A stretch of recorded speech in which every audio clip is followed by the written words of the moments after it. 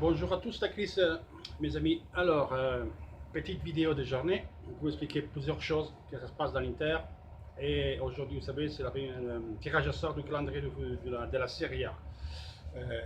Tirage à sort qui aura lieu à 19h ce soir sur Sky Sport. Et après, bon, sur toutes les pages italiennes des sites internet, vous trouverez en temps réel le, le tirage en temps réel. Per un certain type de critères qu'il y a en Italie. Donc, on sait déjà que la première journée de toutes les grandes équipes, c'est l'Inter qui joue à domicile la première journée. On sait déjà que la Rome, il joue à l'extérieur. Le Milan, il jouera à l'extérieur. On sait déjà que la première journée, la dernière journée, les derbys des deux villes, ils ne peuvent pas avoir lieu. Donc, pas de derby première journée, pas la dernière journée, et pas dans les journées que ça joue le mardi ou le mercredi. Et en même temps, les gros matchs, les gros affiches, jamais dans les tours infrastimales, jamais le mercredi. On sait que la Juventus et la Rome et le Naples, ils sont libres. On sait déjà que la Rome va jouer à l'extérieur. Juve et Naples, ils n'ont pas de critères. Donc la première journée, il peut y être très bien Inter-Rome, Juventus-Milan, Juventus-Napoli, Napoli-Juventus, Inter-Naples, Inter-Juventus. Première journée. Donc on se tient prêt. En Italie, beaucoup de monde dit la première journée Inter-Rome. Comme pour hasard, on verra bien. Et sinon, bon, tirage à sort, on verra bien. De toute façon, il faut les jouer, les grosses équipes, il faut les jouer de suite. Contrairement à ce qu'ils pensent les gens, je préfère jouer les grosses équipes d'entrée. La Juve, la Roma, parce qu'ils ne sont pas à point. Comme ça, on va les gagner comme il faut, on va les battre comme il faut. Moi, je suis très confiant quand même. Alors, je ne suis pas très confiant sur le chapitre Icardi. Pourquoi je vous parle d'Icardi? Vous allez sûrement le lire, ou déjà hier. Et aujourd'hui, ça ne parle beaucoup en Italie. Icardi ne prendra pas part à aucun match amical. Certainement pas Bayern Munich, pas Chelsea. Et certainement pas Betis Séville et Villarreal. Il n'y aura aucun des deux matchs, soi-disant. Les 4 matchs. Et lui, quand il est parti après le championnat juillet à répondre à la convocation de la sélection nationale argentine, il a joué quand même sur une blessure qui a été sous-estimée à l'époque. On pensait que c'était une chose de rien, donc il s'entraînait. Ensuite, il est parti en vacances et tout. Mais quand il est rentré, il a eu du mal à forcer. Dès qu'il force, ça tire derrière la jambe, derrière la cuisse. Et donc, c'était pas un seul étirement, c'était quelque chose qui devenait beaucoup plus grave. Quand il est rentré avec l'Inter, ça fait 2 semaines maintenant, Icardi, il ne s'est jamais entraîné avec le groupe, toujours tout seul, parce qu'il fait un travail personnalisé. Donc, ça veut dire que et aujourd'hui, il s'entraîne encore tout seul, il n'a jamais travaillé avec le groupe. Donc, s'il ne prend pas part au match amicaux et s'il continue à travailler tout seul, comprendrait bien qu'Icardi, on n'est pas prêt de le revoir avant au moins mi-septembre, je veux dire. Les premières 2 journées, moi je pense pas qu'il peut jouer, mais jouerait comment? Et pratiquement, oui, il travaille à part, mais il n'a pas dans les parties de préparation physique. Il faut qu'il le fasse. Donc moi je ne crois pas qu'on verra Icardi de suite. Et vu que ça joue les 2 premières journées, le 20 août, après le week-end du 27-28, après il y a le championnat, il se fermera pour la qualification de la Coupe du Monde, donc Espagne-Italie. Je pense qu'il doit rentrer pour Icardi, ça va vers le 9, le week-end du 9, par là, pas avant.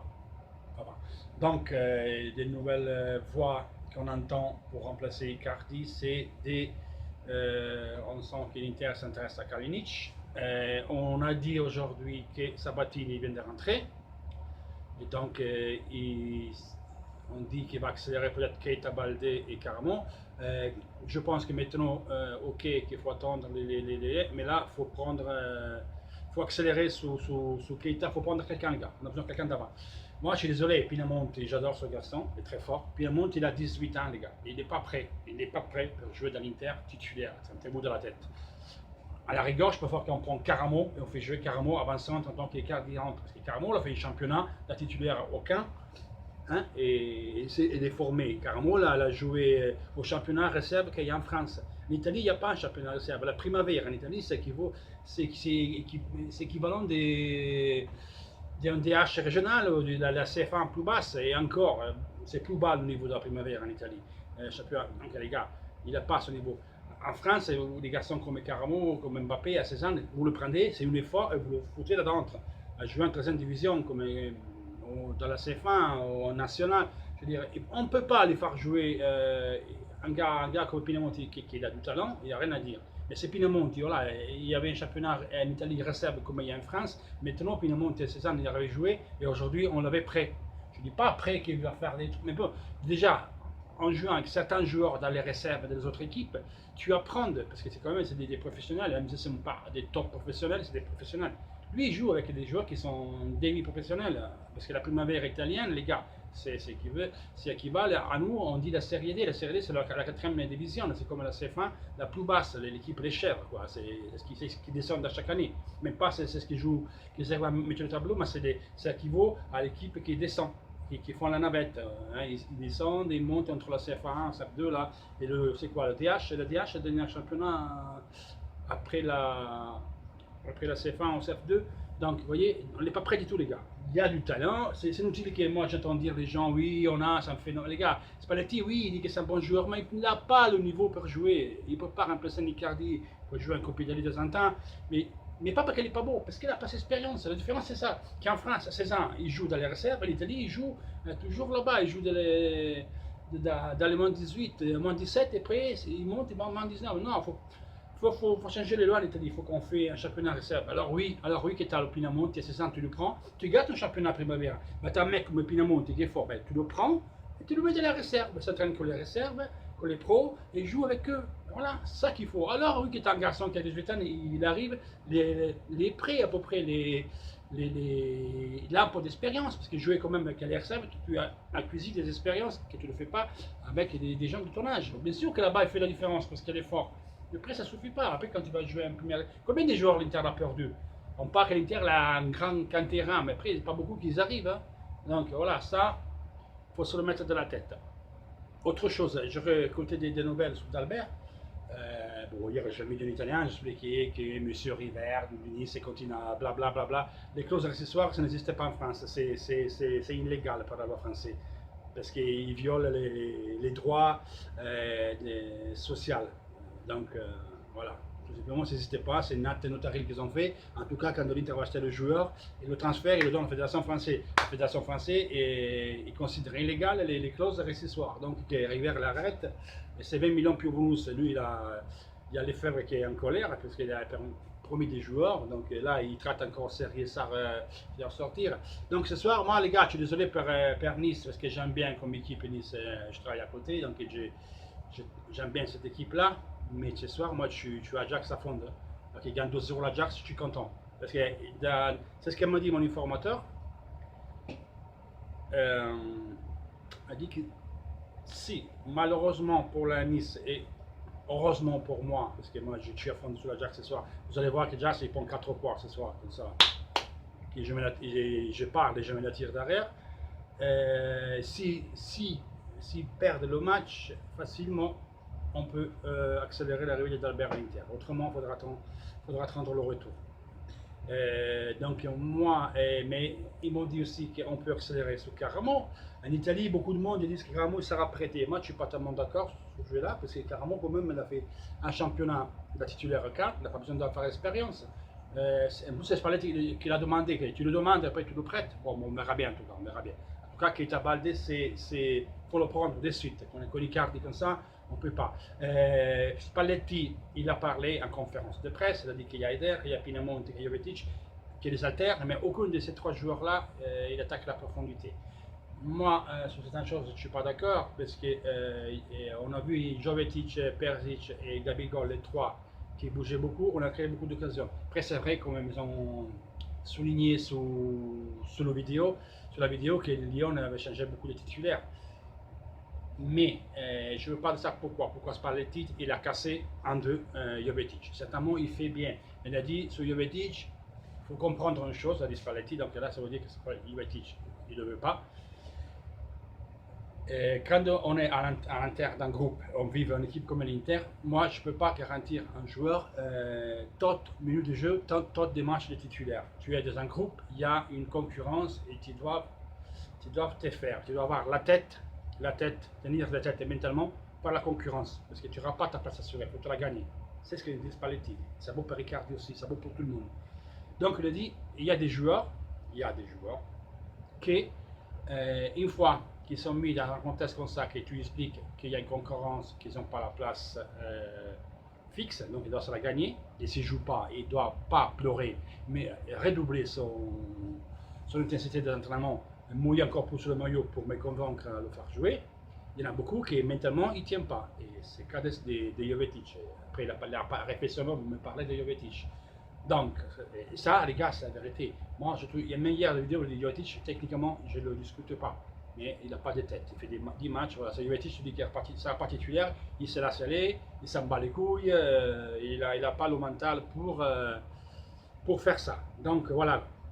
En gros, c'est ça que je veux dire. Vous avez vu que Paris Saint-Germain a du mal à acheter Neymar, parce que par les paramètres UEFA, il ne peut pas se permettre. Pas que les Qatariens, ils n'ont pas les sous. La facturation des Paris Saint-Germain ne permet pas de le prendre. C'est une opération de 500 millions d'euros, entre clauses accessoires, salaire du joueur, 40 millions au père et les impôts payés. Plus, tu as les salaires des joueurs, donc ils ne pourront pas. Soit disant, l'équipe aujourd'hui a dit qu'ils ont trouvé une solution, on verra bien.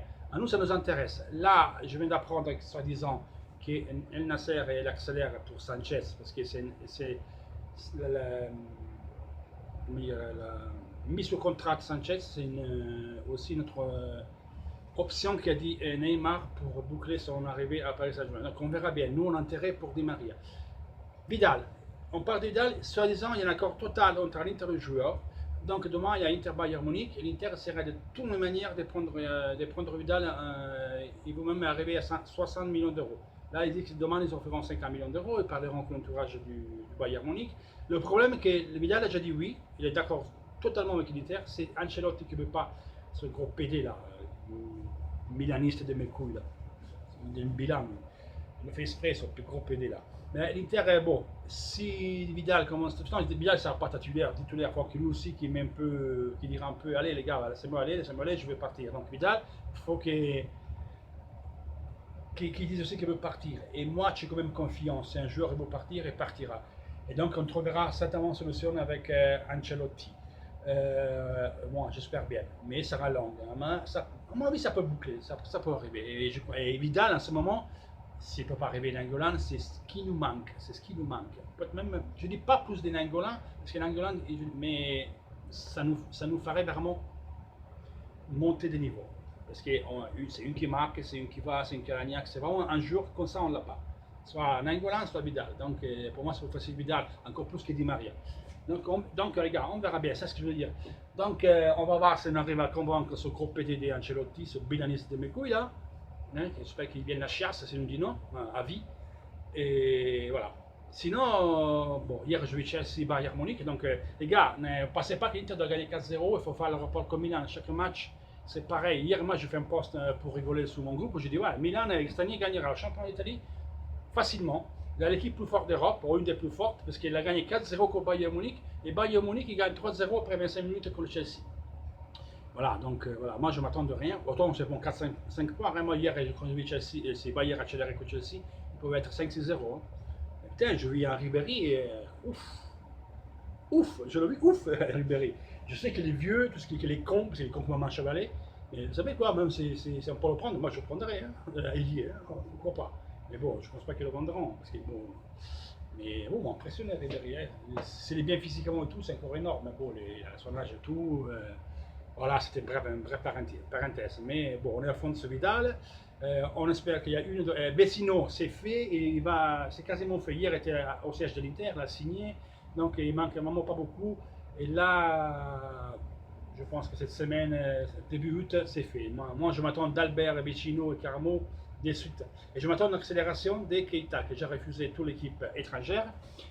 Le Tito, il vous parle de la Juventus, donc le Tito a passé sa prêtesse. L'Inter, plus de 20 millions, 25, il n'arrive pas. Voilà. Ça, c'est ce que je voulais vous dire. Donc, on va voir ce tirage à sort. S'il y a d'autres nouveautés, je ferai une vidéo. Sinon, je vais dire demain. Et toujours seulement pour le maillot. Et Ancelotti, putain de merde, laisse-le ce Vidal, gros PD de Milan. Ciao!